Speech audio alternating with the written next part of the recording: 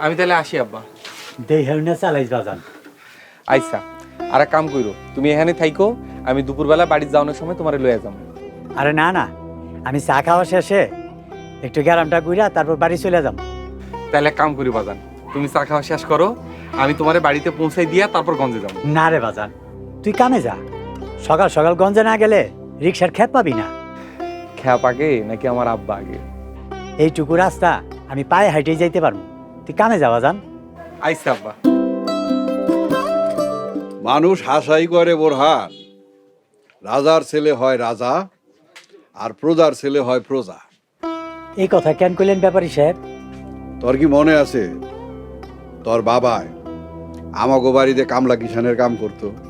মন থাকবো না কেন? আমিও তো আপনার বাড়িতে এক সময় রাখালের কাম করতাম। ভালোই মনে আছে। তুই আর আমি অল্প কয় মাসের ছোট বড়, এক লগে স্কুলে গেছি। আমি কলেজ ভার্সিটি পাশ করে বড় চাকরি করলাম, ব্যবসা করলাম, আর তুই লেখাপড়া বাদ দিয়া রিক্সা চালানি শুরু করলি। আপনি তো জানেন ব্যাপারী সাহেব, আমার মেধা ভালো আছিল না। লেখাপড়া করলেও আপনার মতো এত পরীক্ষায় পাশ করতে পারতাম না। তুই মানুষ হিসাবে যেরকম ব্যর্থ, বাবা হিসাবেও তুই ব্যর্থ। বাবা হিসাবে আবার কি অন্যায় করলাম ব্যাপারী সাহেব?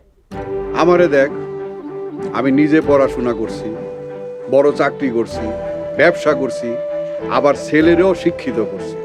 ও এখন প্রতিষ্ঠিত, আর তুই তোর পোলাডারেও মানুষ করতে পারলি না। লেখাপড়ার সাথে মানুষ অমানুষের কি সম্পর্ক ব্যাপারী সাহেব? আমার পোলা তো আপনার পোলার মতো এত বড় শিক্ষিত না, কিন্তু তাই বলে সে মানুষ না, এটা বলা ঠিক না। ওই একই কথা, সন্তানরে শিক্ষিত করতে না পারলে তারে মানুষ করা বলা চলে না। বাবা হিসাবে তুই আসলেই ব্যর্থ। আমার দেখ, আমি হইলাম সফল বাবা। এটা তুমি আবার কার কাছ থেকে শুনলা? এত কথা না জিগাইয়া পরে আমি যা জিগাইছি এটার উত্তর দে। এই ব্যর্থ জিনিসটার মানে কি? মনে করো তুমি কোনো একটা কাম করতে গেছো, এটা করতে পারো নাই, ওই যে কামটা করতে পারো নাই, এটাই হলো ব্যর্থতা। আচ্ছা বাজান, আমি যেই কাজ কোনোদিন করি নাই, করার চেষ্টাও করি নাই, এই কামেও কি ব্যর্থ? জানি না আব্বা, এত কঠিন কঠিন কথা কি আমার মাথায় আহে? আমি তো সাধারণ মানুষ। এই আমজাদ ভাই তো আমার বিরাট পশ্চিম মুখে ফেলায় দিল। সত্যি করে কত আব্বা, কি হয়েছে? জানোস বাজান, আজকে তোর আমজাদ চাচাই কইছে আমি নাকি বাবা হিসাবে ব্যর্থ। তুমি বাবা হিসেবে ব্যর্থ এই কথা বলার উনি কে? তুমি সারা জীবন কষ্ট করে আমাদের 3 বেলা খাওন দিছো, পরনের কাপড় দিছো, নিজের পরিবারের লাইগে এত কিছু করার পরেও কেউ তোমারে ব্যর্থ কইলে তুমি সেটা মাইনে নিবা? বাজান রে, আমজাদ ভাইয়ের পোলারে তো লেখাপড়া শিখায় বিরাট শিক্ষিত বানাইছে। আমি তো তোরে লেখাপড়া শিখায় শিক্ষিত বানাইতে পারি নাই রে বাজান। তাতে কি হয়েছে? তুমি তো আমারে পড়ালেখা করাইতেই চাইছিলা, আমি তো বারবার ফেল করে শেষমেশ রিক্সা চালানো শুরু করছি। তারপরও আমজাদ ভাইয়ের কথাটা আমার বহে লাগছে। আমি মনে হয় আসলে বাবা হিসাবে ব্যর্থ। তুমি বাবা হিসেবে ব্যর্থ না, সন্তান হিসাবে আমি ব্যর্থ। আমি তোমার আদর্শ সন্তান হইতে পারি নাই, এই বয়সে তোমার আর মারে একটু আরামে এসে রাখতে পারি নাই। শোনো পাগলের কথা, এত কথা না বইলা তাড়াতাড়ি রিক্সা চালা, সন্দেহ হয়ে যাইতাছে। কই যাইবে? পলাশডাঙ্গা যাব। হ্যাঁ যামু। ভাড়া কত? 50 টাকা। 50 টাকা ভাড়া? না ভাই, 30 টাকা হইলে যাব। মিছা কথা কইতাছি না, এখান থেকে পলাশডাঙ্গার ভাড়া 50 টাকা, আপনি যে কারো জিগাইতে পারেন। আসলে ভাই আমি এলাকায় নতুন তো, তাই কিছু চিনি না। পলাশডাঙ্গা কই যাইবেন? আমি হলাম পলাশডাঙ্গা প্রাইমারি স্কুলের ইংরেজি শিক্ষক। আজকেই পোস্টিং নিয়ে নতুন জয়েন করতে আসছি। আগে কইবেন না, আপনি ওঠেন, রিক্সায় ওঠেন। কিন্তু ভাই আমি তো 50 টাকায় যাব না। আরে আপনারা কোনো টাকাই দিতে হইব না, আপনি রিক্সায় ওঠেন তো। কি বলেন, টাকা লাগবে না মানে? আপনারা হইলেন শিক্ষক মানুষ, মানুষ গড়ার কারিগর, আপনার কাছ থেকে টাকা নিমু না স্যার। কিন্তু ভাই আমি তো আপনার শিক্ষক না। আপনি আমার শিক্ষক না তো কি হয়েছে, আপনি আমার মাইয়ার শিক্ষক। আমার মাইয়া পলাশডাঙ্গা স্কুলেই পড়ে, যার কাছে আমার মাইয়ের পড়াশোনার দায়িত্ব দিছি তার কাছ থেকে টাকা নেই কেমনে স্যার? আপনার কথায় অনেক খুশি হইলাম, কিন্তু ভাই বিনা পয়সা তো আপনার রিক্সায় আমি যাবো না। আচ্ছা স্যার, আপনার যা ইচ্ছা দিয়ে রিক্সা। কি করতেছেন আপনি? থালা বাসনগুলো ধুইতে যাই। আমারই কইতেন, এই অসুস্থ শরীরটা লইয়া আপনি কেন থালা বাড়ি ধুইবেন? অসুস্থ কই, আমি তো পুরাই সুস্থ। তাহলে কি ডাক্তারে মিছা কথা কইছে? ডাক্তার কইছে আপনার পুরাপুরি রেস্টে থাকতে। সারাক্ষণ হুইয়া বুয়া থাকতে আমার ভালো লাগে না। হুইয়া বুয়া থাকতে ভালো না লাগলে রহিমা খালাগো বাড়িতে যায় গল্প করেন, তাও কোনো কাজ করতে পারবেন না। শুনো আমার পাগল বৌমার কথা, নিজের সংসারে টুকটাক কাজ করলে কি কাজ নাকি?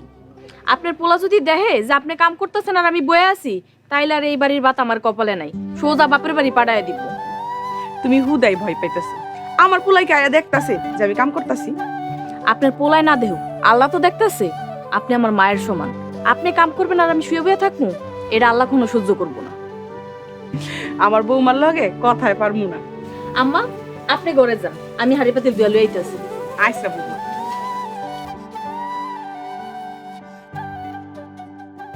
বুঝলে বাবা আরে, আমার তো তেমন কোনো চেনা জানা ডাক্তার নাই। গ্রামে তোমার খুব নাম ডাক, তাই ভাবলাম তোর কাছেই আসি, তুই ভালো একটা ডাক্তার দেখায় দে। খুব ভালো করেছেন স্যার। তাছাড়া কলেজে আপনি আমার শিক্ষক ছিলেন, আপনি আমার কাছে আসছেন, নিজেকে খুব প্রাউড ফিল হচ্ছে। কয়জন স্টুডেন্টের ভাগ্য হয় নিজের শিক্ষককে সেবা করার? আচ্ছা, এখন তোর ব্যবসা কেমন চলছে? জি স্যার, আপনাদের দোয়ায় এই মাসে এক্সপোর্ট ইম্পোর্টের বিজনেস শুরু করেছি, আলহামদুলিল্লাহ খুব ভালো চলছে। মাশাআল্লাহ, খুব ভালো হয়েছে। দোয়া করবেন স্যার। তোদের কাকিমা মানে আমার স্ত্রী 2 বছর ক্যান্সারের সাথে যুদ্ধ করে গত বছর মারা গেলেন। টাকা পয়সা যা ছিল সব তো তার পিছনে খরচ হয়ে গেছে। আবার নিজের অবস্থা খুব একটা ভালো না রে বাবা। স্যার, আপনি বললে আপনাকে আমি এক ডাক্তার বন্ধুর কাছে পাঠাতে পারি। সিরিয়াল পাইতে হয়তো 2-1 দিন সময় লাগবে, তবে ওদের ট্রিটমেন্ট অনেক ভালো। এই বয়সে কি আর চেম্বারে চেম্বারে দৌড়াতে পারবো রে? তার চেয়ে বরং তুই কোনো ভালো ডাক্তারের ব্যবস্থা করে দে। আসলে স্যার, দেখতেই তো পাচ্ছেন, নতুন ব্যবসা শুরু করছি, সবার বেতন দিতে হিমশিম খাচ্ছি। আমি কথা দিতে পারছি না স্যার, তবে আমি চেষ্টা করব ভালো একটা ডাক্তারের কাছে অল্প কিছু ডিসকাউন্টের ব্যবস্থা করে দিতে। ঠিক আছে, তুই যেটা ভালো মনে করিস। স্যার, আজকে তাহলে আপনি আসুন, আমি আপনার সাথে পরে যোগাযোগ করব। আচ্ছা, আসসালামু আলাইকুম। ওয়ালাইকুম সালাম।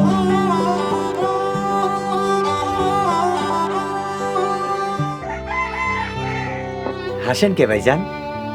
আসতেছি, আমার ছেলের ইম্পোর্ট এক্সপোর্টের ব্যবসার সাথে তুই তোর পোলার রিক্সা কেনা একই পাল্লায় ওজন করছিস। আমরা গরিব মানুষ, একটা রিক্সা কিনা মানে একটা দেশ জয় করার সমান কথা ভাইজান। আসলে মানুষ ঠিকই বলে, গাধার সাথে কখনো তর্কে যেতে নাই। শোন জালাল, তুই যেটাকে সফলতা ভাবতেছিস সেটা আসলে কিছুই না। আমগো যা আছে আমরা তাই নিয়েই খুশি ভাইজান। আমাগো এত সফলতার দরকার নাই, 3 বেলা খাওন আর সংসারে শান্তি থাকলেই আমরা খুশি। আমগো কাছে খুশি মানেই আমরা সফল। তুই যেটাকে সফলতা ভাবতেছিস সেটা আসলে ব্যর্থতা। মানুষ হিসেবে, বাবা হিসেবে তুই আসলেই ব্যর্থ। তা বাবা, তোমাকে ভাড়া কত দিব? আপনার 2 পায়ে জুতা দিয়ে আমার 2 গালে 2টা থাপড় দেন। মানে? স্যার মনে হয় আমার চিনতে পারেন নাই। না তো বাবা, কে তুমি?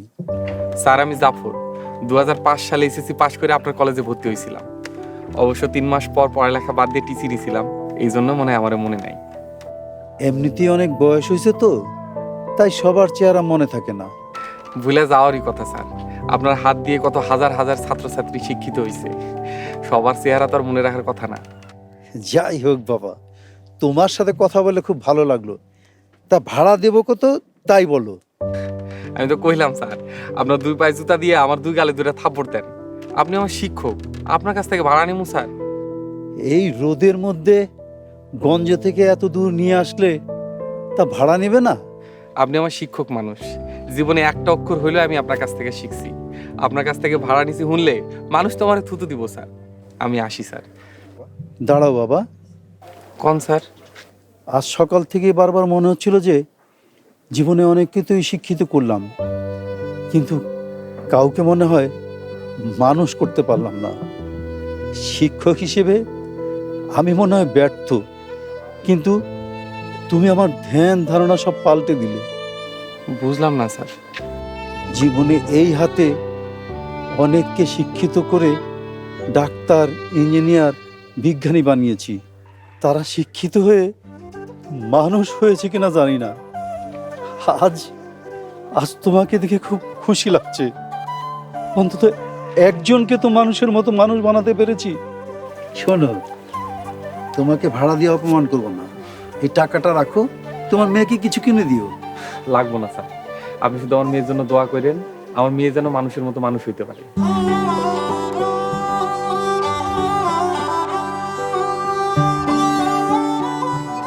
আজ বুঝলাম শিক্ষা মানুষকে শিক্ষিত করে, কিন্তু মানুষ করতে পারে না।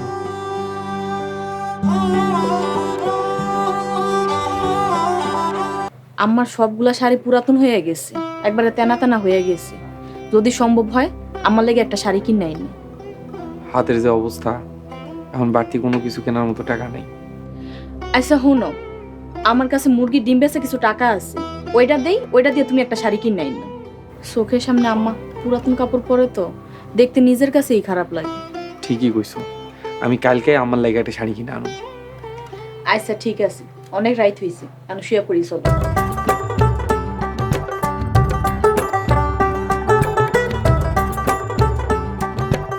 সংসারের সব কাম আর দায়িত্ব আমার পোলার আর পোলার বোন নাকি? হ্যাঁ, তাহলে তো ভালোই হয়েছে, তুই আর তোর বউ বেশ আরামেই আছস। সব আপনি গো দোয়া ভাইজান। আমার সাথে বাজার করতে গিয়ে আবার হাঁপায় যাবি না তো? কি যে কোন ভাইজান, অর্ধেক জীবন আপনি গো বাড়িতে কামলা দিয়া গেছি, অস্ত্র জমা দিছি, ট্রেনিং তো আর জমা দেই নাই।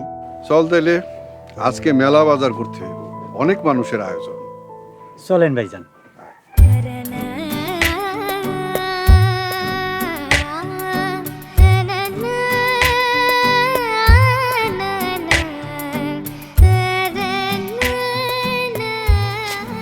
আম্মা আইসো? হ মা, তুমি কখন স্কুল তো নাইলা? একটু আগেই আইলাম। ঠিক আছে, যাও গোসলটা কইরা হও, আমি তোমারে খাইতে দিতাছি। আমি তো স্কুল থেকে আই গোসল করে বই আছি তোমার অপেক্ষায়। ক্ষুধা লাগছে মা, খাইতে দাও। আচ্ছা, এখনই তোমারে খাইতে দিতাছি। আজ কি রান্না করছো মা? আজকে যা রাঁধছি তুমি হলে খুশি হয়ে যাইবা। মাংস রান্নছো নাকি মা? না মা, তোমার বাবা এখনো কামের তো নাহে নাই। আজকে রাঁধছি ভাজি আর ডাইল। আমার প্রতিদিন এই ডাল খাইতে ভালো লাগে না। আজকের মতন খাও মা, তোমার বাবা কামের তো না হোক, তারপর কুমু মাংস আনতে। সত্যি কইবা তো? হ, সত্যি করে কুমু। লো, আমি খাইতে দিতাছি, খাও।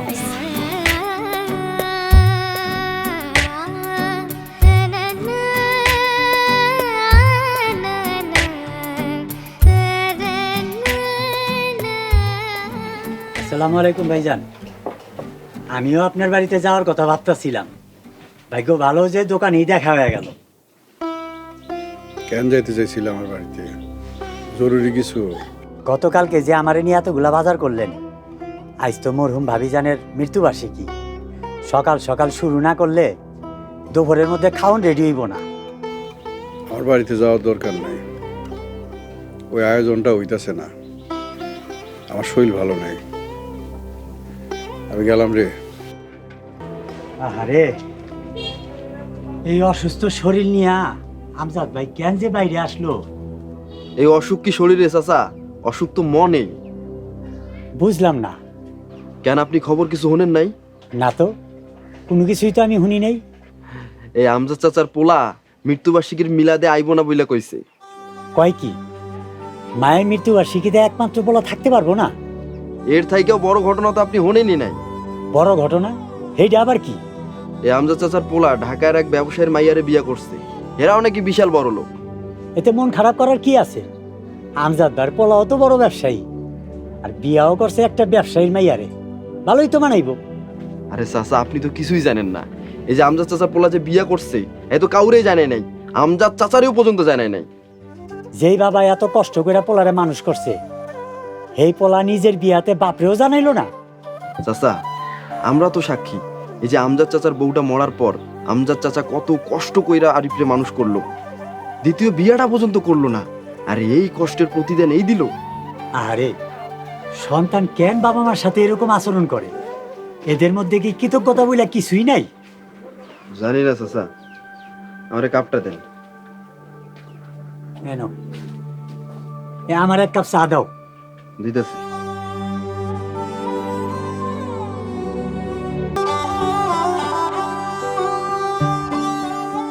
চাচা এলাম। আচ্ছা বোরান, আজ 2-3 দিন যাবত আমজাদ বেড়ে দেখতাছি না। হামজার চাচা তো 2 দিন ধরে আমার দোকানেও আহে না। পোলার কষ্টে আসলেই মনে হয় লোকটা অনেক কষ্ট আর লজ্জা পাইছে। কষ্ট পাওয়াটাই স্বাভাবিক। মানুষ পোলা পাইন মানুষ করে বৃদ্ধ বয়সে পাশে থাকার আশায়। আর হামজার চাচার পোলা তো তার খোঁজ খবরই রাখে না। আব্বা, আমার গঞ্জের কাম শেষ, চলেন বাড়ি যাই। নারে বাজান বাড়িত না, আগে তোর আমজাদ চাচার বাড়ি চল। আমজাদ চাচার বাড়ি? কেন, জরুরি কিছু হয়েছে নাকি? জরুরি কিছু হয়েছে নাকি সেটাই দেখার জন্য তোর আমজাদ চাচার বাড়ি যাইতে হইব। আমজাদ ভাই প্রতিদিন একবার হইলেও এই চায়ের দোকানে আসে, অথচ গত 2 দিন যাবত আমজাদ ভাইয়ের কোনো খোঁজ খবর নাই।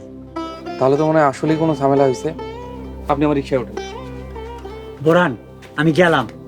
আচ্ছা চাচা, দরকার হইলে আমারে জানাইন। আচ্ছা ঠিক আছে।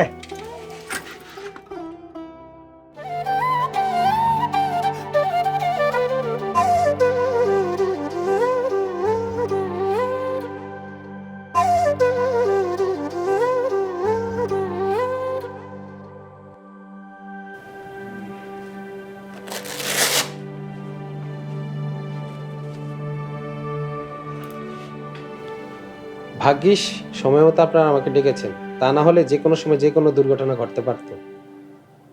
ব্লাড প্রেশার নর্মাল না, হার্টেরও প্রবলেম আছে। চাচারে কি বড় কোনো হাসপাতালে নিতে হইব?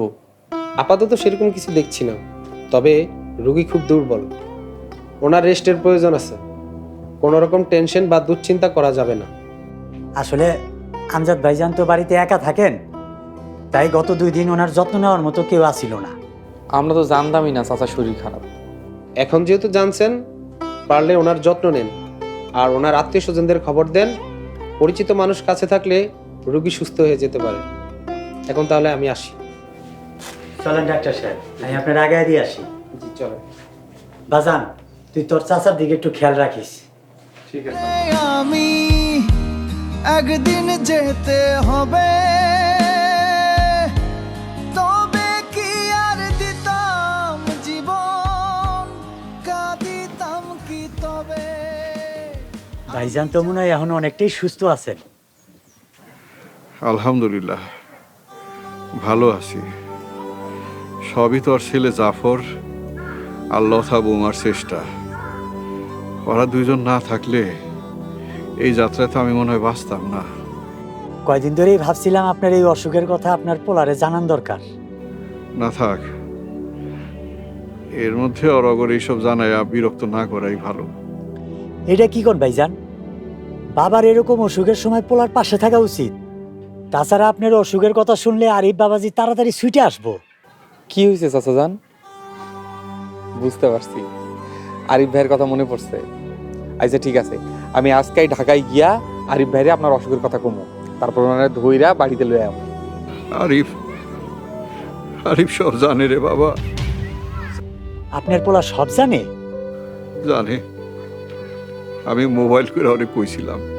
তাহলে আরিফ ভাইজান আইলো না কেন? এখন আর এই বাবারে তাগো জীবনে দরকার নাই। তারা ব্যবসা বাণিজ্য এগুলা লইয়ে ব্যস্ত। বাবারে নিয়ে ভাববার সময় কি তাগো আছে? চাচা যান, আপনি মন খারাপ করেন না, আমরা তো আছি। দরকার হইলে আমরা সারা জীবন আপনার খেয়াল রাখবো। জি চাচা, আপনি তো আমাদের বাবার মতোই। তোমরা কিন্তু খুব খেয়াল রাখবা, আমজাদ ভাই সেবা যত্নে যেন কোনো ত্রুটি না হয়। আমি তাইলে আসি ভাইজান, আমার পোলা আর বৌমা তো এই জায়গায় আছে, আপনার খেয়াল রাখবো। চলো আসি ভাইজান। জালাল শোন, কিছু কইবেন ভাইজান? সারা জীবন কই আইছি, বাবা হিসাবে আমি সফল, তুই ব্যর্থ। কিন্তু নিজের ছেলেরে উচ্চ শিক্ষিত করতে গিয়া আমি ভুইলাই গেছিলাম ছেলেরে মানুষ বানাইতে হইব। আমার উচ্চ শিক্ষিত ছেলে ব্যবসা বাণিজ্য কইরা প্রতিষ্ঠিত হয়েছে। সারা দুনিয়ার সবকিছু জানলেও বাবা মা পরিবার পরিজনের জন্য কি করতে হইব সেইটা শিখে নাই। তুই তোর ছেলেরে লেখাপড়া শিখাস নাই, কিন্তু মানুষের মতো মানুষ করছিস। থাক ভাইজান, এইসব কথা এখন আর কম দরকার নেই।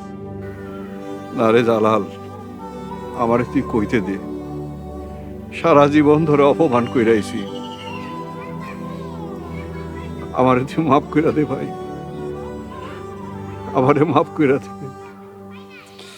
আজ আমি নিজেই স্বীকার করতেছি বাবা হিসাবে আমি ব্যর্থ, তুই সফল। ভাইজান, সার্টিফিকেট তো পড়াশোনার মাপকাঠি, চরিত্রের মাপকাঠি না। আমি আমার পোলারে লেখাপড়া শিখাইতে পারি নাই ঠিকই, কিন্তু সামাজিক আর পারিবারিক শিক্ষা দিছি। আর দর্শক, আপনাদের উদ্দেশ্যে বলছি, জীবনে যত বড়ই হন না কেন, আপনজনকে ভুলে যাবেন না। যারা কষ্ট করে তিলে তিলে আপনাকে আজকের এই অবস্থানে নিয়ে এসেছে, তাদের ভুলে যাবেন না। আপনার সাফল্য যেন আপনাদের আপনজনকে থেকে দূরে সরিয়ে না দেয়। আর মনে রাখবেন, শিক্ষিত হওয়ার থেকে মানুষ হওয়াটা বেশি জরুরি। আর যে বাবা তার সন্তানদের মানুষের মতো মানুষ করতে পারেন, তিনিই সফল বাবা।